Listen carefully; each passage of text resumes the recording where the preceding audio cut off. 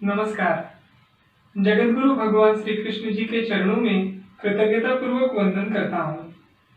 सनातन संस्था तथा हिंदू जनजागृति समिति द्वारा आयोजित इस विशेष धर्म संवाद इस कार्यक्रम में मैं गुरुराज प्रभु आप सभी का हार्दिक स्वागत करता हूँ। धर्म संवाद इस विशेष कार्यक्रम में पिछले अनेक दिनों से हम अध्यात्म, धर्म, 16 संस्कार आदि विविध विषयों में विस्तृत रूप से जानकर ले रहे हैं, उससे संबंधित शास्त्र भी जान के ले रहे हैं। और आज हम इस धर्म संवाद में अग्निहोत्र इस विषय पर धर्म संवाद जारी रखेंगे। और अग्निहोत्र में निर्मित भस्म का क्या उपयोग हो सकता है, या वर्तमान में विश्व की हम स्थिति जिस अनुसार देख रहे हैं कि तीसरे विश्व युद्ध की संभावना अनेकों को लग रही है, और यदि तीसरा विश्व युद्ध होता है तो वो निश्चित रूप से परमाणु युद्ध होगा, ये हम सभी को ध्यान में भी आ रहा है। तो ऐसे समय पे अग्निहोत्र सभी की कैसे रक्षा कर सकती है, इस विषय में भी आज हम चर्चा करेंगे। हम सभी का सौभाग्य है कि धर्म संवाद इस विशेष कार्यक्रम के लिए हमें संतों का मार्गदर्शन प्राप्त होता है। और आज भी हमारे साथ पूजनीय नीलेश सिंह जी उपस्थित हैं। मैं आपका हार्दिक स्वागत करता हूं। पूजनीय नीलेश सिंह, आप समुद्री जहाज निर्मित क्षेत्र के अभियंता हैं। आपने सनातन संस्था के मार्गदर्शन में साधना कर संत पद प्राप्त किया है, अर्थात आप आध्यात्मिक क्षेत्र के भी अधिकारी संत हैं। आपने विगत 21 वर्षों से सनातन हिंदू धर्म के प्रचार प्रसार के लिए निरंतर प्रवास में बिताए हैं। आपका सामाजिक और आध्यात्मिक क्षेत्र का अनुभव का हम सभी को निश्चित रूप से लाभ होगा। तो आइए आज के धर्म संवाद की ओर बढ़ते हैं। इस धर्म संवाद में हम अध्यात्म संबंधी अनेक विषयों पर संवाद किए हुए हैं।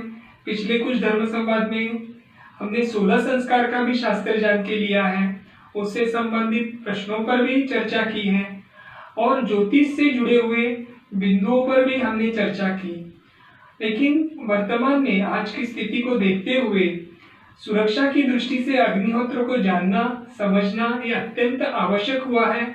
ऐसे पुनः एक बार ध्यान में आया है, जैसे भोपाल गैस त्रासदी के समय अग्निहोत्र के माध्यम से ही कुछ परिवारों की रक्षा हुई थी, और आज भी हम वर्तमान में विशाखापट्टनम में जो जहरीली गैस केमिकल प्लांट से जो निकली है, उससे जो त्रासदी निर्माण हुई, उसको ध्यान में रखकर ही हमने अग्निहोत्र यह विषय धर्म संवाद के लिए चुना है, ताकि हम सभी दर्शकों को इसका शास्त्र समझ में आए, इसको हम समझें और इसको करके अपनी सुरक्षा की दृष्टि से इसका लाभ भी उठाएं। तो आइए आज का हम धर्म संवाद शुरू करते हैं। तो आज हम सबसे पहला प्रश्न पूजनीय नीलेश जी से पूछेंगे कि अग्निहोत्र कहाँ करना चाहिए।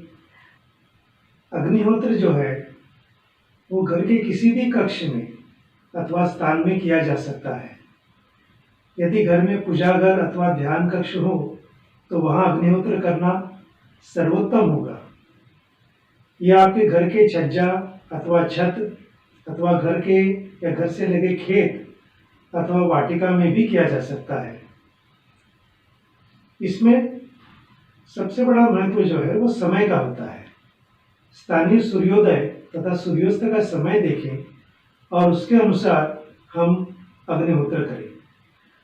अब एक वेबसाइट है जिसका नाम भी मैं सभी दर्शकों को बता रहा हूँ, www.timeandDate.com/worldclock/sunrise.html।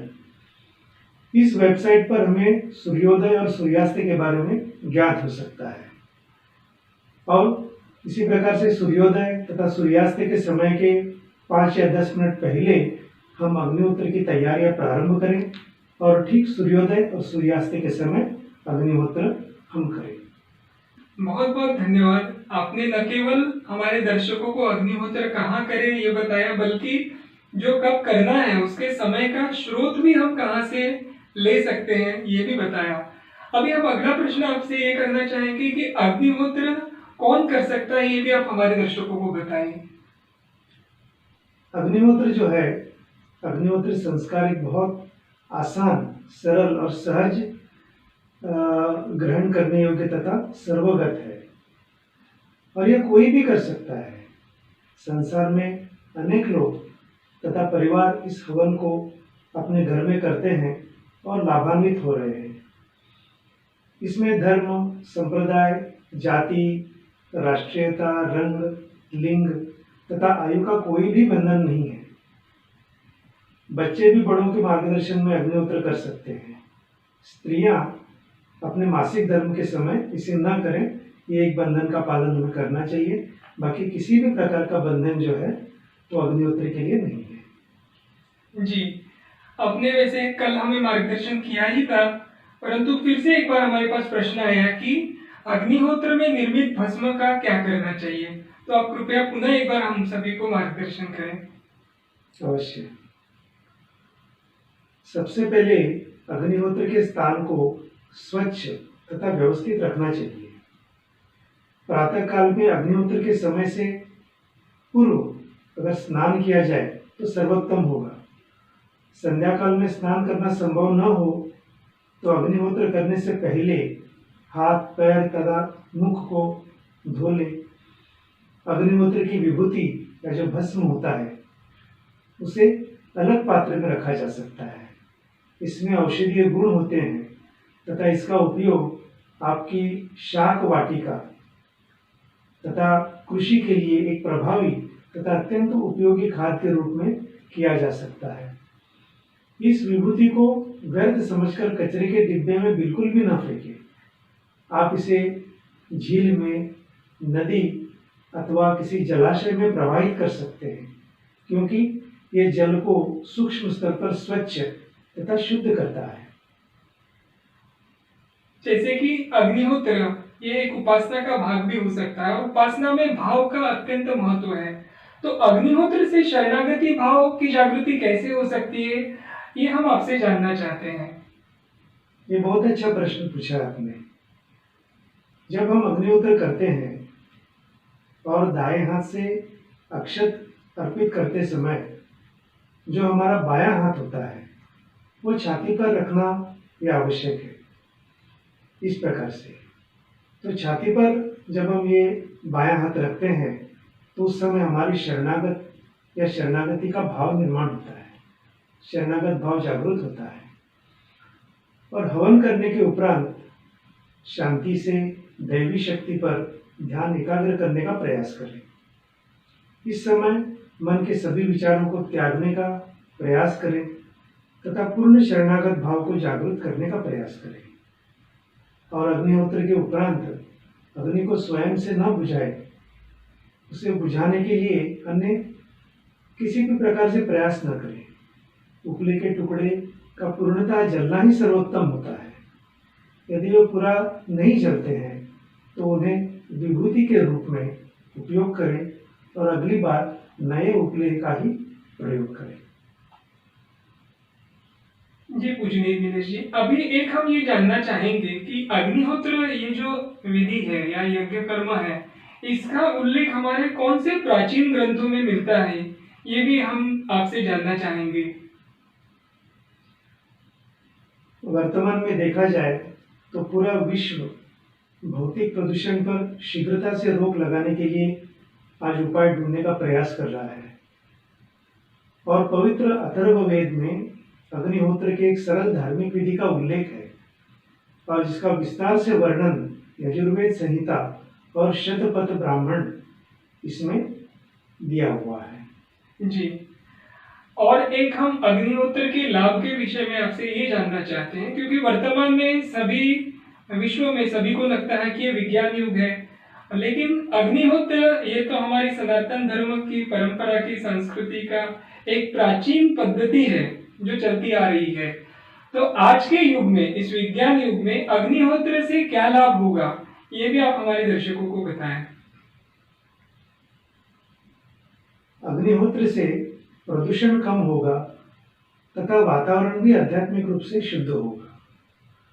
जो व्यक्ति पवित्र अग्निहोत्र विधि करते हैं वे बताते हैं कि इससे तनाव भी कम होता है, शक्ति बढ़ती है तथा ये विधि मानव को अधिक स्नेही बनाती है।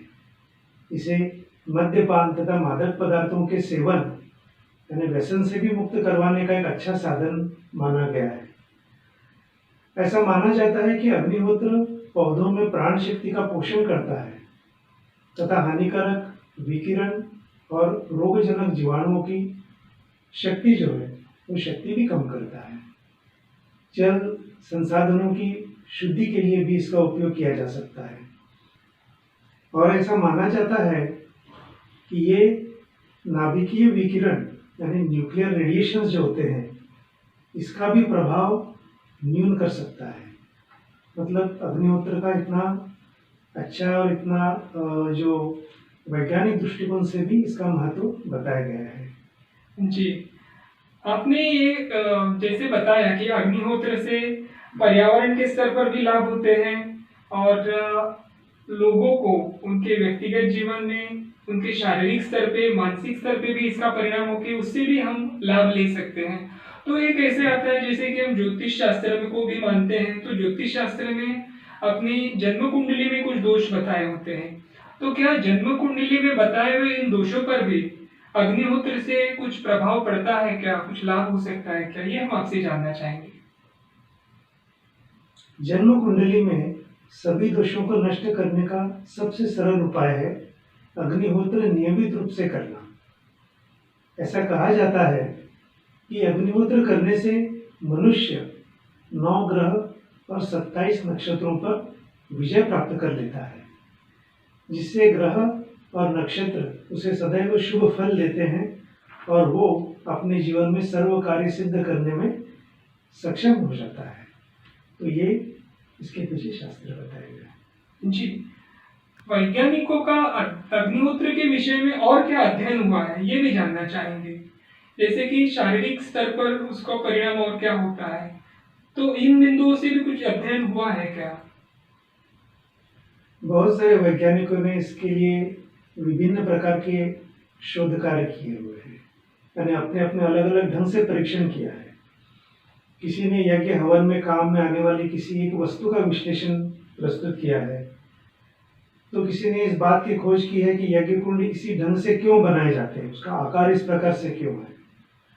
कुल मिलाकर यज्ञ हवन को हर दृष्टि से जांच परख करने के बाद वैज्ञानिकों ने पाया है कि अग्निहोत्र एक धार्मिक अनुष्ठान होने के साथ ही पूर्णतः एक वैज्ञानिक सम्मत प्रक्रिया भी है, साइंटिफिक है। अब डॉक्टर हैफकिन एक विख्यात फ्रांस के डॉक्टर हैं, उन्होंने कहा कि घृत जलाने से, घृत यानी घी जलाने से रोग पैदा करने वाले कृमि या कीटाणु मर जाते हैं। फ्रांस के ही वैज्ञानिक त्रिलवर्थ ये कहते हैं कि जलती हुई शक्कर में वायु शुद्ध करने की बहुत बड़ी शक्ति होती है, इससे क्षय, चेचक वगैरह आदि रोग तुरंत नष्ट हो जाते हैं। फिर डॉक्टर एम ट्रेलट, इन्होंने भी एक शोध कार्य किया है। उन्होंने कहा है कि मुनक्का और किशमिश ये शक्कर प्रधान जो सूखे फल होते हैं, अगर ये सूखे फल जलाए दिए जाते हैं तो ये पाया कि इनके धुएं से टाइफाइड जैसे कीटाणु, टाइफाइड के कीटाणु के रोग भी 30 मिनट में मर जाते हैं तथा अन्य व्याधियों के रोग के कीटाणु 1-2 घंटे में मर जाते हैं। डॉक्टर कर्नल किंग ने, इन्होंने 15 मार्च 1898 को मद्रास विश्वविद्यालय में भाषण देते हुए कहा था कि घी और चावल में केसर मिलाकर अग्नि में जलाने से प्लेग से बचा जा सकता है। इसी भाषण के आधार पर श्री हैफकिन ब्यूबनिक, इन्होंने प्लेग नामक एक पुस्तक में लिखा है कि हवन करना लाभदायक और बुद्धिमत्ता की बात होती है। मध्य प्रदेश में जबलपुर के राजकीय टीबी सैनिटोरियम के मेडिकल अधिकारी डॉक्टर कुंदनलाल अग्निहोत्री ने टीबी का उपचार यज्ञ द्वारा शुरू किया, जिसमें उन्होंने 80% सफलता प्राप्त की। वो अपनी यज्ञ चिकित्सा नामक पुस्तक में लिखते हैं कि मैं ये तो नहीं कह सकता कि यज्ञ से टीबी के सब रोगी ठीक हो जाते हैं, मगर ये अवश्य कह सकता हूँ कि जो इससे ठीक नहीं होगा वो किसी अन्य विधि से ठीक नहीं हो सकता। अग्निहोत्र के माध्यम से संसर्गजन्य व्याधियों को इसकी रोकथाम भी की जा सकती है, ऐसे उन्होंने कहा। फिर मुंबई के प्रसिद्ध माइक्रोबायोलॉजिस्ट श्री अरविंद जी मोंडकर, इन्होंने अग्निहोत्र का रोग उत्पादक जीवाणुओं पर होने वाले परिणामों का अध्ययन भी किया था। उन्होंने अपने संशोधन में कॉलरा, टाइफाइड जैसे घातक रोग उत्पन्न करने वाले जीवाणुओं के सैंपल्स को अग्निहोत्र के वातावरण में 48 घंटे रखा। बाद में जब उन सैंपल्स का परीक्षण किया गया तब जीवाणुओं में 80% तक कमी पाई गई और यही प्रयोग उन्होंने अनेक बार दोहराया। उन सभी प्रयोगों में समान निरीक्षण पाए गए। इसी प्रकार के प्रयोग जीवाणुओं से संक्रमित पानी, अन्न और मिट्टी पर भी किए गए। उन प्रयोगों में भी 48 घंटों में विशेष कमी दिखाई दी। अब तक किए गए इन प्रयोगों से सिद्ध होता है कि अग्निहोत्र से बना हुआ वातावरण बैक्टीरियोस्टैटिक ये होता है। अग्निहोत्र विधि से उत्पन्न होने वाले फॉर्मल्डिहाइड इत्यादि प्राकृतिक गैसों के कारण रोग उत्पन्न करने वाले जीवाणुओं की मात्रा में कमी हो जाती है, जिससे हमारी महामारी जैसी स्थिति टाली जा सकती है। इसमें अग्निहोत्र भस्म की लाभदायक सिद्ध हुआ है। अग्निहोत्र का जो भस्म है ये भी बहुत लाभदायक सिद्ध हुआ है। नित्य अग्निहोत्र के आचरण और अग्निहोत्र के भस्म के सेवन के माध्यम से संसर्गजन्य व्याधियों के फैलाव को रोका जा सकता है, ये भी सिद्ध हुआ है। तो ये विभिन्न प्रकार के जो शोध कार्य हैं, वैज्ञानिकों ने अपने अपने तरीके से अपने अपने अभ्यास के द्वारा ये शोध कार्य करके समाज के सामने प्रस्तुत किया है और ये कहा है कि अग्निहोत्र एक बहुत प्रभावी माध्यम है, जिससे मनुष्य, पर्यावरण और हमारे वातावरण, पानी, इस सब की शुद्धि हो सकती है। जी दर्शकों, तो आपने ये सुना कि देश विदेश के विभिन्न शोधकर्ता, वैज्ञानिक और डॉक्टरों ने भी यह परीक्षण किया, अध्ययन किया, शोध किया कि यज्ञ, होम, हवन के साथ साथ ये अग्निहोत्र से कितना लाभ हम सभी को हो सकता है। और यही सिद्ध करता है कि पुराने जमाने में ऋषि मुनि जब हमारे यहाँ योग यज्ञ करते थे तो उसका प्रभाव पूरी सृष्टि पे किस प्रकार से होता था। तो आज भी आयुर्वेद में भी कहा जाता है कि एक यज्ञ चिकित्सा बताई गई है। तो अग्निहोत्र भी पूजनीय नीलेश जी यज्ञ ही है। तो और आयुर्वेद में जो यज्ञ चिकित्सा के विषय में बताया गया है, इस विषय में आप हमें कुछ बताएंगे? अब इसमें अग्नि में औषधि डालकर उसके धुएं से ठीक होना, इसे यज्ञ चिकित्सा एक रूप हम कह सकते हैं। आयुर्वेद के विभिन्न ग्रंथों में इसका प्रयोग आता है। फ्रांस के डॉक्टर हेफकिन के अनुसार घी जलने से चेचक के कीटाणु मर जाते हैं। घी और केसर के हवन से महामारी का नाश हो सकता है। शंख वृक्षों के पुष्पों से हवन करने पर कुष्ठ रोग दूर हो सकता है। अपामार्ग के बीजों से हवन करने पर अपस्मार्ग यानी जो मिर्गी होती है, ये मिर्गे का रोग जो है वो दूर हो सकता है। फिर जो ज्वर आता है, जो फीवर आता है, ये दूर करने के लिए आम के पत्ते का हवन करें।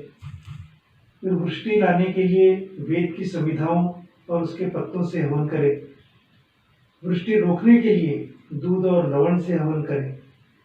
ऋतु परिवर्तन पर होने वाली बहुत सी बीमारियां जैसे सर्दी, जुकाम, मलेरिया, चेचक आदि रोगों को यज्ञ से ठीक किया जा सकता है।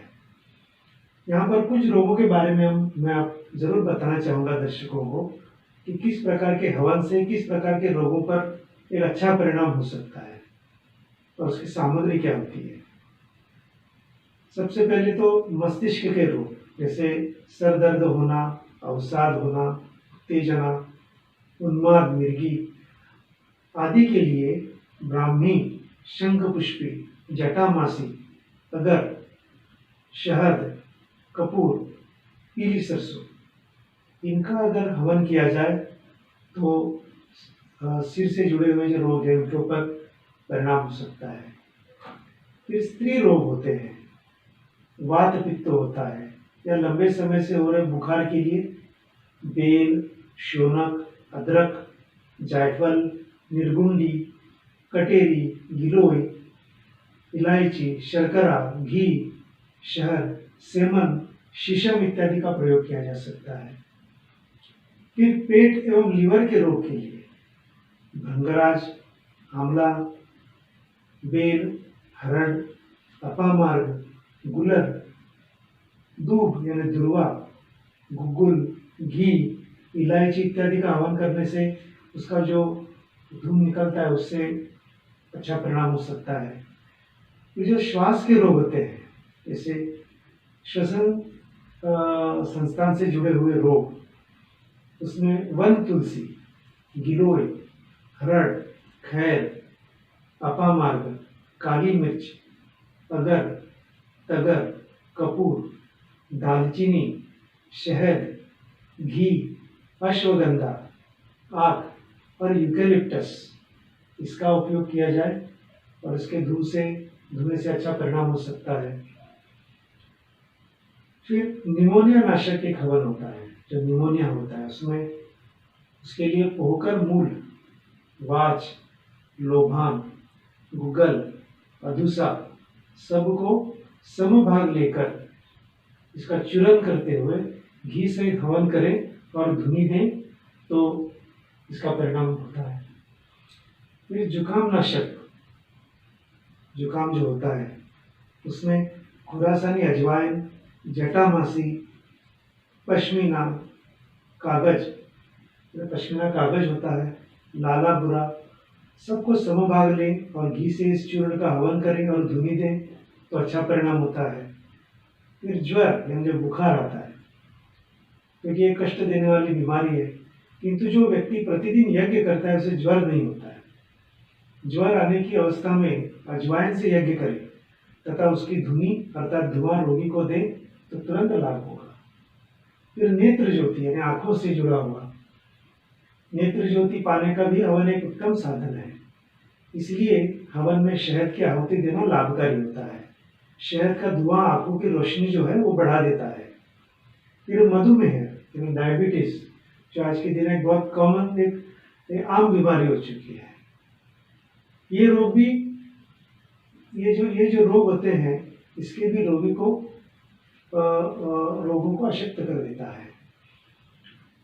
इस रोग से छुटकारा पाने के लिए हवन में गुगल, लोबान, जामुन वृक्ष की छाल, करेला का डंठल सब कुछ समभाग मिलाकर आहुति देने से इसकी धुनी से रोग दूर करने में लाभ हो जाता है।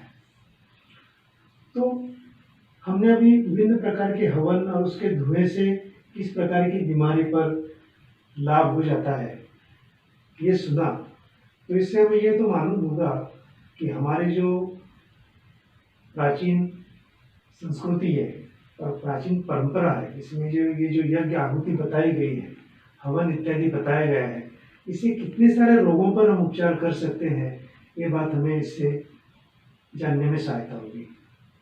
जी दर्शकों, अभी आपने सुना ही होगा कि इतने सारे रोगों के विषय में जो इतना सखोल अध्ययन आयुर्वेद में किया होगा, शायद ही वर्तमान की जो विज्ञान युग में निर्मित हुई विविध चिकित्सा पद्धतियां हैं इस प्रकार से शायद ही किया होगा। तो इतनी हमारी आयुर्वेद की धरोहर होते हुए हम ये जो वर्तमान में जो विज्ञान की देन हुई जो एलोपैथी है या अन्य जो उपचार पद्धति है उसकी तुलना में आयुर्वेद का सहारा लेना कितना महत्वपूर्ण है ये समझ भी सकते हैं। इतना लाभ तो है ये आपने हमको बताया, फिर भी मैं आपसे एक प्रश्न पूछना चाहूंगा कि अनेक बार कुछ लोग कहते हैं कि यज्ञ सामग्री पे जो धन व्यर्थ किया जाता है तो उस स्थान पे वो गरीबों में बांटना चाहिए, ऐसे कुछ लोगों की विचारधारा अभी भी है, तो उस विषय में आप क्या कहेंगे? इसमें कई लोगों को ये लगता है, ये उनका कहना है कि घी अथवा मेवा मिष्टान्न को हवन में डालने की अपेक्षा खाना खिलाना अधिक अच्छा है या लोगों को बांटना अच्छा है। वास्तव में उन्हें ये पता नहीं है कि अग्नि में डाले जाने पर ये पदार्थ कई गुना लाभ पहुंचाते हैं। यज्ञ की सुगंध दूर तक जाकर प्राणी मात्र का भलाई ही साध्य करती है। वैज्ञानिक परीक्षण बताते हैं कि यज्ञ कुंड की आकृति इस ढंग की होती है कि वो ऊर्जा का समुचित विकेंद्रीकरण करता है, डिसेंट्रलाइजेशन करता है। मिस्र के पिरामिड यज्ञ कुंड के विपरीत होते हैं। जैसे किसी यज्ञ कुंड को उल्टा रखा दिया जाए तो उस प्रकार से होते हैं। और उसमें क्या होता है, उसमें ऊर्जा का केंद्रीकरण, एक जगह ऊर्जा को केंद्रित किया जाता है। इसी कारण उनमें जो ममी होती है, जो किसी एक विशेष समय पर जो मृत व्यक्ति को एक लेप लगाकर जो रखा जाता था, जिसको ममी कहते हैं, तो ऐसे इसी कारण से इनमें ममी सुरक्षित रहती है। अब यज्ञ के द्वारा विकेंद्रीकरण किया हुआ, भली भांति फैलाया हुआ सुगंधित वायु दूर दूर तक मनुष्य, पशु पक्षी और कीट पतंगों को भी लाभ पहुंचाता है। वैज्ञानिक परीक्षण बताते हैं कि यज्ञ से उत्पन्न होने वाली कार्बन डाइऑक्साइड जो गैस होती है, वो हानिकारक न होकर अत्यंत लाभदायक होती है। मैक्स मो नामक अमेरिकी वैज्ञानिक का निष्कर्ष है कि कार्बन डाइऑक्साइड के कारण पौधों में वृद्धि बहुत तेजी से होती है।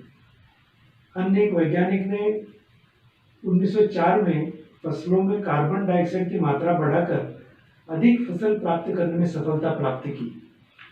अमेरिका में महाराष्ट्र के स्वामी वसंत परांजपे, इन्होंने एक अग्निहोत्र विश्वविद्यालय की स्थापना की है और इस विश्वविद्यालय ने मंत्र उच्चारण के साथ पूर्ण आहुति के द्वारा चौगुनी फसल देकर एक चमत्कार ऐसा वहां पर करके दिखाया हुआ है।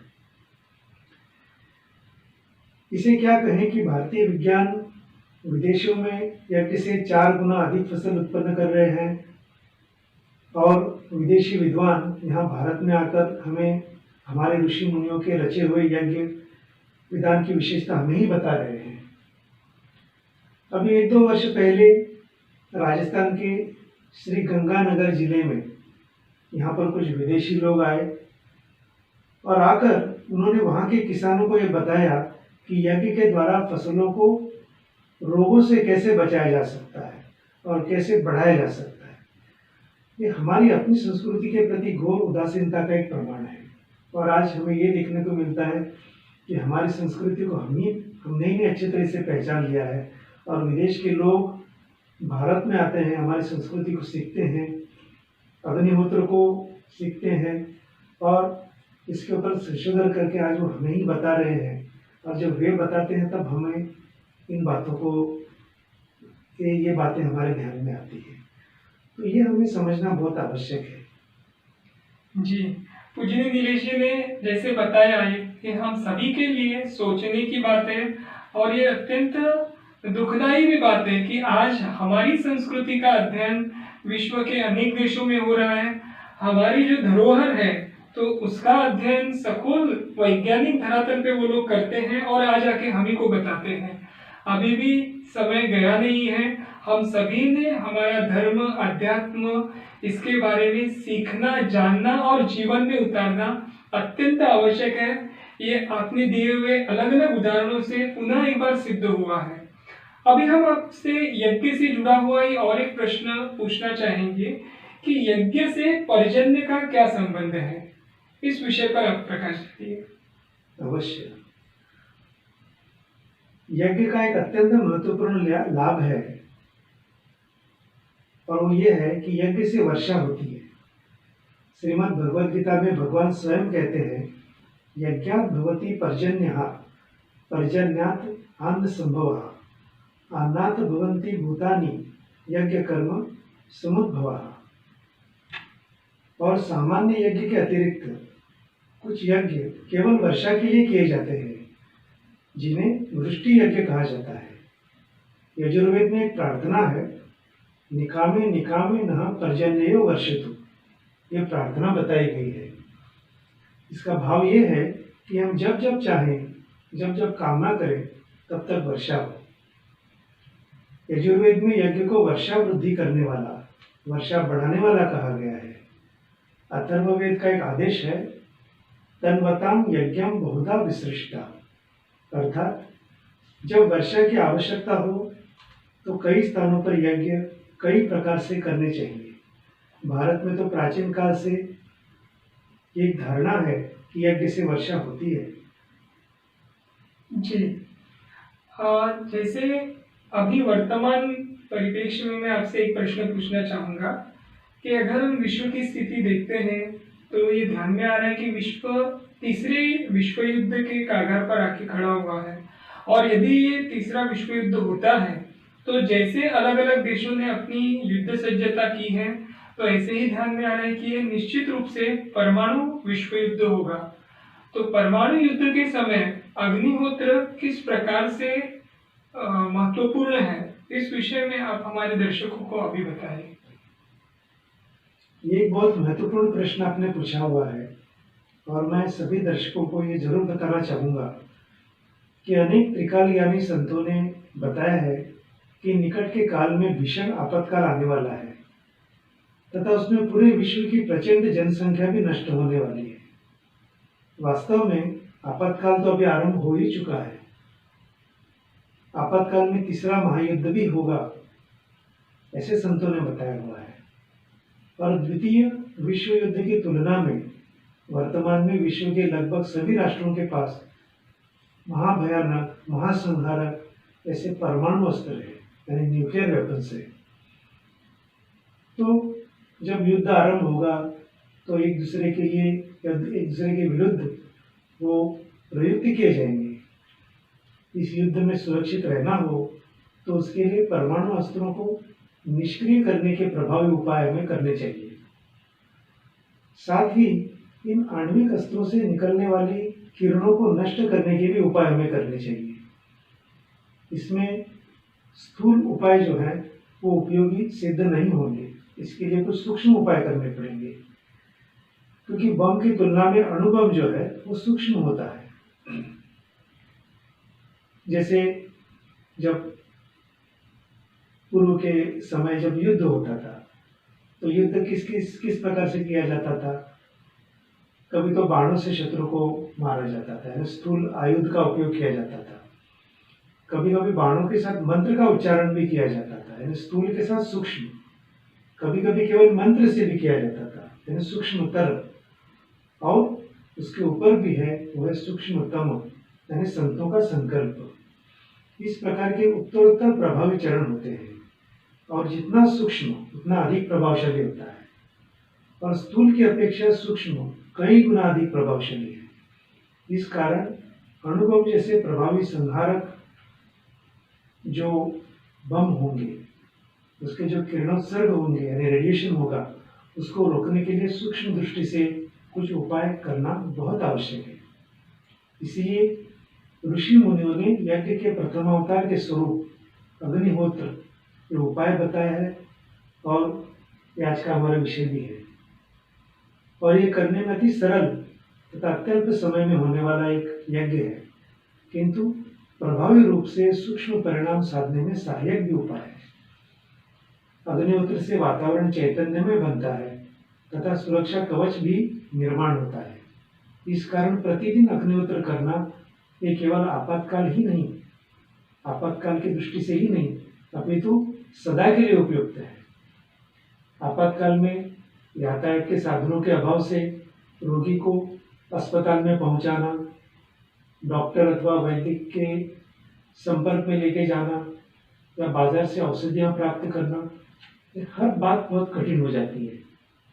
आपातकाल में आने वाली जो समस्याएं हैं, समस्याओं एवं विकारों का सामना करने की पूर्व तैयारी के एक भाग के स्वरूप में सनातन संस्था आगामी आपातकाल के लिए संजीवनी एक ग्रंथ तैयार कर रही है, और इस ग्रंथमाला के अंतर्गत अग्निहोत्र ये ग्रंथ बहुत पहले ही प्रकाशित किया गया है। इसमें अग्निहोत्र का पूरा शास्त्र किस प्रकार से वो किया जा सकता है, उसके स्थूल और सूक्ष्म प्रभाव कैसे होते हैं, ये विस्तार से इस ग्रंथ में दिए गए हैं। और जो परमाणु विस्फोट जो होता है, जो न्यूक्लियर जो विस्फोट होता है, उसका परिणाम भी बहुत घातक होता है। जब कोई परमाणु विस्फोट किया जाता है तो इससे तेज तत्व के रजतम प्रधान स्पंदन निर्माण होते हैं। इन स्पंदनों के साथ प्रतिकूल सूक्ष्म ध्वनियां भी निर्माण होती है। विस्फोट स्थल के निकटवर्ती यानी उसके पास जो बसे हुए जो लोग हैं, इनके मन एवं बुद्धि पर इसका सूक्ष्म ध्वनि का भी परिणाम होता है और सूक्ष्म दृष्टि से हानिकारक परिणाम पड़ता है। परिणाम स्वरूप उन्हें अवसाद तथा नकारात्मक विचारों से लेकर मानसिक अथवा बौद्धिक दुर्बलता भी हो सकती है। और जो नाभिकीय विस्फोट, जो न्यूक्लियर वेपन्स का जो विस्फोट होता है, इससे होने वाला रेडियोधर्मी प्रदूषण जो है, ये भी बहुत घातक होता है। जब पृथ्वी पर अथवा इसकी सतह के समीप नाभिकीय विस्फोट होता है तब उसके अनेक दुष्परिणामों से एक है रेडियोधर्मी अवशेष। विस्फोट के तुरंत पश्चात विस्फोट से उत्पन्न कुकुरमुत्ते सदृश धूल के विशाल बादलों द्वारा पृथ्वी का एक बहुत बड़ा भूभाग और इसके भग्नावशेष रेडियोधर्मी हो जाते हैं। ये रेडियोधर्मी सामग्री वायु के साथ बहती हुई धरती पर पुनः आके गिरती है और हजारों वर्ग किलोमीटर तक का जो क्षेत्र है वो प्रदूषित हो जाता है। विस्फोट जितना बड़ा होता है उतना अधिक तथा शीघ्र मलबा उछल जाता है तथा छोटे विस्फोट में प्रदूषित राख जो है वो निचले वायुमंडल में एकत्रित हो जाती है। ये मलबा उस क्षेत्र के तथा उससे अत्यंत दूरस्थ क्षेत्रों में भी रहने वाले लोगों को अनेक वर्षों तक प्रभावित कर सकता है। परमाणु विस्फोट के रजतम तरंगों का नाश करने वाला अग्निहोत्र एक बहुत बड़ा आध्यात्मिक शोध है। पृथ्वी पर घटित होने वाली समस्त घटनाएं सृष्टि के मूलभूत निर्माण तत्वों के संयोजन से होती है। ये मूलभूत निर्माण तत्व है परम विशिष्ट 5 ब्रह्मांडीय तत्व अर्थात पंच तत्व है, पृथ्वी, आप, तेज, वायु और आकाश। इन सभी अथवा इनमें से एक अथवा अधिक तत्वों के संयोजन से ब्रह्मांड की क्रियाएं चलती है। नाभिकीय अस्त्र के विस्फोट में जो तत्व मूलतः सहभागी होता है वो है अग्नि तत्व, जिसे हम तेज तत्व भी कहते हैं। और अग्निहोत्र की विधि करने से तेज तत्व के सत्व प्रधान स्पंदन निर्माण होते हैं। अग्निहोत्र से निर्मित अग्नि जो होती है रजतम के कणों का विघटन करती है, जिसके फलस्वरूप वातावरण का आध्यात्मिक स्तर पर शुद्धिकरण होता है। इसमें जो अग्नि होती है वो अग्नि से अनुष्ठान करने वाले व्यक्ति के चारों ओर एक सूक्ष्म सुरक्षा कवच भी निर्माण होता है। ये कवच तेज तत्व से संबंधित किसी भी वस्तु के प्रति अति संवेदनशील होता है तथा सूक्ष्म दृष्टि से एक कवच लाल रंग का दिखता है। परमाणु विस्फोट से निकलने वाले रजतम प्रधान तेज तत्व के कण बहुत कठोर और विनाशक ढंग से प्रहार करते हैं। समीप आते ही सुरक्षात्मक कवच को सहज ही इसका बोध होता है और स्वतः होने वाली एक सहज क्रिया के रूप में ये जो सुरक्षा कवच है सात्विक तेज तत्व तरंगों को भीषण शक्ति के साथ रजतम प्रधान कणों की ओर प्रेषित करता है। इससे प्रतिकूल ध्वनि आवृत्तियों को उत्पन्न करने वाले रजतम प्रधान तेज तत्व कणों का नाश हो जाता है। परिणाम के स्वरूप विस्फोट से निकलने वाली विनाशकारी तेज तत्व तरंगों की शक्ति का विनाश या ह्रास हो जाता है। रेडियोधर्मी मलबे के क्षेत्र में नियमित अग्निहोत्र करने वाले व्यक्ति को 50% तक संरक्षण कवच प्राप्त हो सकता है। जी दर्शकों, आज पूजनीय निवेश जी ने जो हमें जानकारी दी तो उससे अग्निहोत्र के विषय में हम निश्चित तौर पे ये कह सकते हैं कि ऋषि मुनियों ने ये हमें एक संजीवनी स्वरूप में ही प्रदान की हुई बहुत बड़ी देन है और इसके प्रति हम सभी को कृतज्ञता रखनी चाहिए और कृतज्ञता भाव से ही इस अग्निहोत्र को करना चाहिए। ऐसे तो मुझे आपकी बातों से लगने लगा है। दर्शकों, अब समय आ गया है कि आज का धर्म संवाद हम यहीं पर समाप्त करें। ये अग्निहोत्र के विषय में जो विशेष और महत्वपूर्ण जानकारी पूजनीय नीलेश जी ने आज हमें दी, इसके लिए हम आपके बहुत बहुत आभारी हैं।